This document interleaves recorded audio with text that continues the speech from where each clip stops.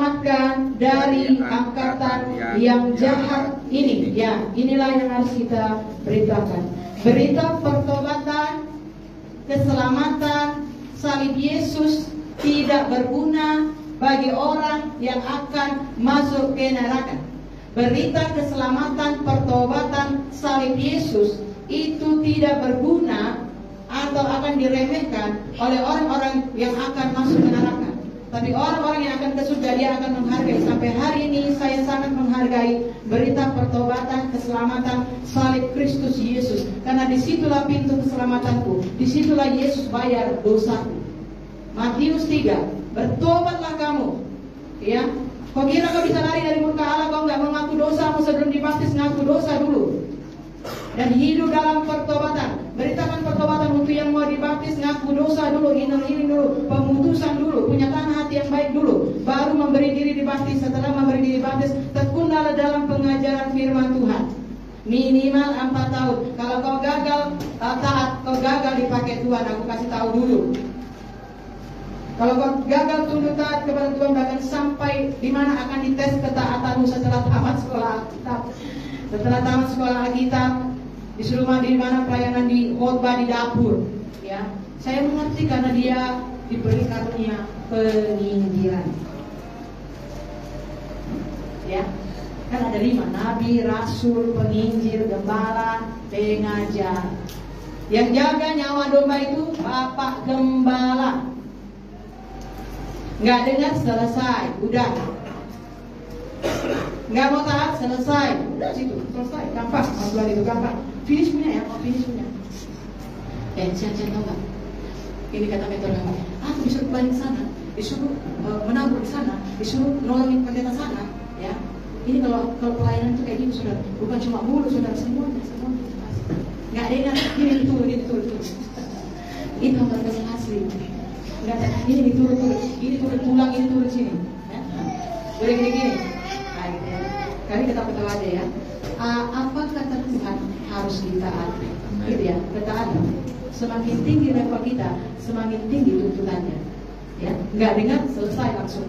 Ya, Yunus nggak dengar langsung selesai kan dia. Yunus kan nggak dengar selesai dia. Suruh ke Niniwe dia ke atas kan selesai dia kan.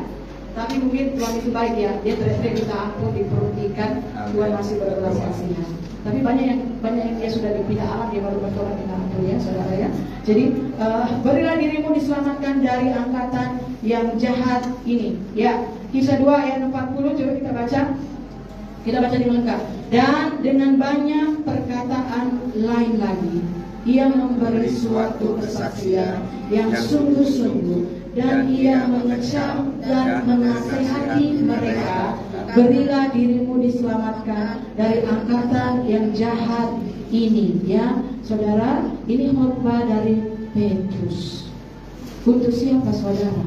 Untuk orang-orang saleh. Orang saleh itu seperti Cornelius, hatinya saleh, hatinya baik, taat beribadah, taat menjalankan agamanya. Dari negara manapun mereka tetap datang ke Yerusalem untuk beribadah, untuk menyembah Tuhan, untuk membawa persembahan. Ini orang saleh saudara. Yang ada di Yerusalem itu, yang melihat Petrus menerima lawatan Roh Kudus yang adalah nyala api, itu orang saleh. Katakan orang saleh. Orang saleh.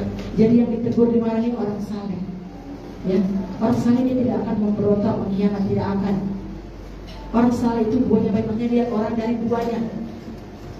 Saleh itu dia memberi yang terbaik kepada Tuhan. Dia taat, setia, komitmen, konsisten.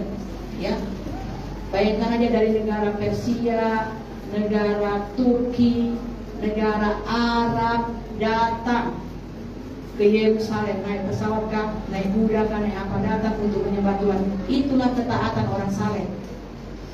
Ya. Jangan kau baru satu kota aja kau belagu kali kau, tapi merasa saleh, merasa pede lagi masuk surga. Biar aja firman Tuhan ini. Makanya yang ditegurin orang saleh. Ya, yang ditegur oleh Petrus ini orang saleh. Jadi orang saleh itu waktu dengar, ya berilah dirimu diselamatkan. Kalian sudah membunuh Yesus, kalian sudah bertahu, langsung hatinya hancur. Ya, bukan hatinya hancur marah saudara, hatinya hancur insaf. Insaf, kurang apa lagi udah saleh, masih juga insaf akan dosa-dosa mereka, karena mereka belum mengenal Tuhan Yesus. Ternyata Yesus sudah mati dan berkorban untuk membayar dosa. Disitulah mereka tersentuh tentang kebaikan Yesus. Inilah orang saleh, orang damainya Tuhan Yesus Kristus. Kan Kisah 2 ayat 5, waktu itu di Yerusalem diam orang-orang Yahudi yang saleh dari segala bangsa di bawah kolong langit. Tuhan lihat, ada nggak di sini ya? Ini kan online. Ada nggak orang saleh di bumi ini seperti yang aku dapati di Kisah 2? Berarti untuk itulah, untuk engkau lah Tuhan berbicara. Untuk engkau lah Tuhan berbicara. Orang-orang saleh.